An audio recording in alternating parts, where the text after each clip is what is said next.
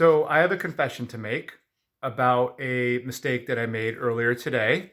And I think it's really important that I share it because I need to own this. I've made this mistake before, and hopefully the story will resonate and maybe deliver some value in the process. But I did a video earlier today about how in the wake of the coronavirus, it's really important in organizations right now with all the uncertainty out there that there be strong communication, strong, clear communication, and that especially if you're a manager or in a leadership role, that strong communication is essential. And I gave 3 suggestions, 3 tips on how to communicate really well, very clearly in the wake of something like coronavirus.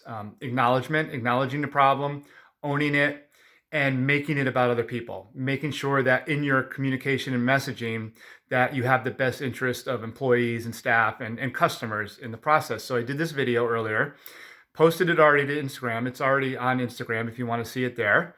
And I even diced up some segments and put it in stories, and I was going to post it to LinkedIn shortly. Well, I went out to lunch not long ago, and while I was out grabbing lunch, I watched and listened to the video again. It's only a couple minutes long. And as I'm watching and listening to it, all I can think about is, Scott, you're breaking your own rule again. You've done this too many times. And what am I referring to? That I'm just giving information. I'm just giving information again and not giving enough context around it. And the whole reason that I did this video, or a big reason I should say, that I did this video is because last night I literally was sitting thinking about how coronavirus is affecting and going to even more affect me, my work, and my life. Because I do a lot of group work, and I also am in a space around communication and storytelling where it's not essential.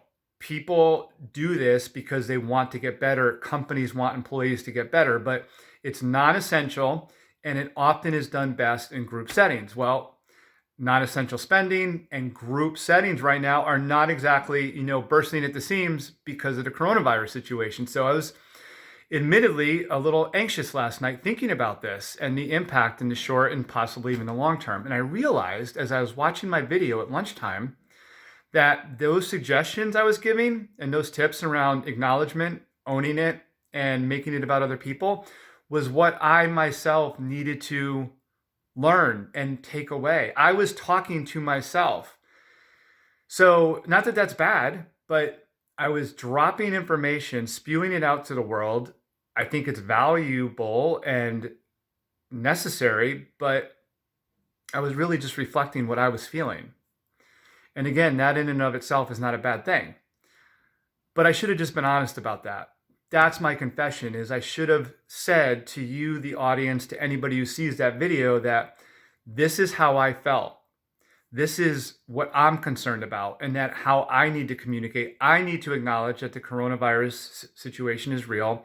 I need to own my situation, and I need to make whatever steps I take and whatever actions I do about other people and in the best interests of other people. And I should have just explained it that way instead of just giving, telling more information. So go look at the video if you're so compelled. I highly suggest. I think the tips are very relevant and needed and accurate, but here's further context. I'm really reflecting something that started in me because of my own anxiety around the coronavirus. And hey, we're all human, you probably have concerns, I have concerns, and we'll see where things take us. But in the meantime, strong communication is only going to help. So whatever role you're in, even within your family, your circle of friends, communicate well, be open, acknowledge it, own it, and have the best interests of other people in mind. It'll really help. Thanks for listening.